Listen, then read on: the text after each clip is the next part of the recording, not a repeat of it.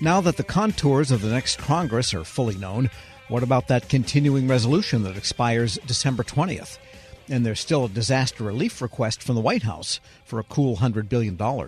We get a congressional update now from Bloomberg Government Deputy News Director Loren Duggan. And fair to say, nothing much will happen this week. That's right. They were in for a couple of weeks right after the election, digesting those results, orienting new members, and kind of getting their bearings for the lame duck session. But this will be a week mostly at home, talking over the phone, of course, but unlikely to, definitely won't see any action on the House and Senate floors this week. Right. And they were also saying goodbye to Matt Gaetz and don't let the door hit you on the way out. That's right. His brief stint as the AG nominee to be is now over. But, another person took the spot. So that's another thing that's weighing on Congress right now as they look to next year.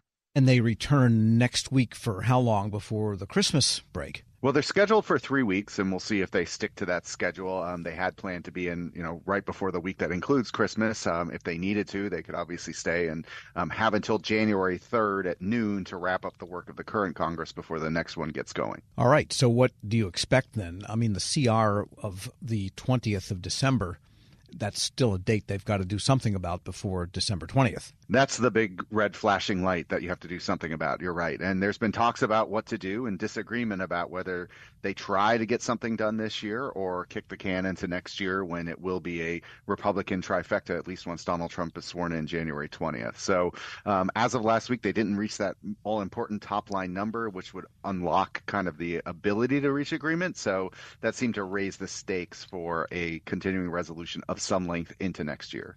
Right. I guess some speculation is that it would be maybe halfway through the actual fiscal year before they would appropriate. Right. That could take us into March. But if you think about it, you have to get the Congress organized and then swear in President Trump and then begin the work of trying to get this done. So that's probably a reasonable length of time in a new administration to get that kind of business taken care of while trying to also populate the administration through the Senate and things like that. Yeah, the House, of course, was in Republican hands and will remain that way. When there's a switch in the Senate, how long does it take them to kind of reverse everything? They started the leadership shuffle already, and they're going to be working on the solidifying who their committee chairs will be. So they'll have a lot ready to go early next year because the committees in particular who are assessing these presidential nominations will start holding hearings as well early next year. So they'll hit the ground running pretty quickly. And obviously the way the Senate works is a little different than the House, where they're a little more balanced and split. And with about 51-49 now, the Republicans have had a major role in writing appropriations bills as it is. So that could help things along.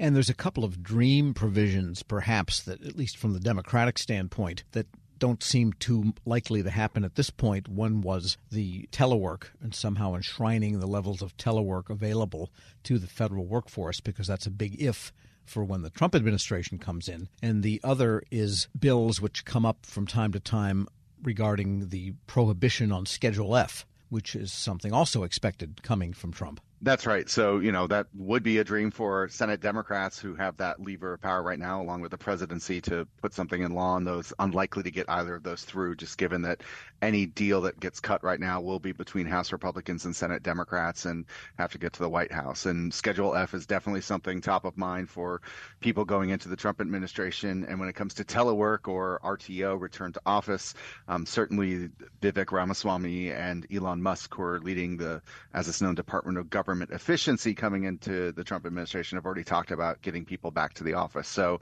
unlikely that they could lock those in before the end of the year. We're speaking with Loren Duggan, Deputy News Director at Bloomberg Government. Anybody talking National Defense Authorization Bill? Definitely. We'll see how that can come together next month. And I think what's really important there is, on its own, it's important policy. They've done it for more than 6 decades, setting troop pay and dealing with that.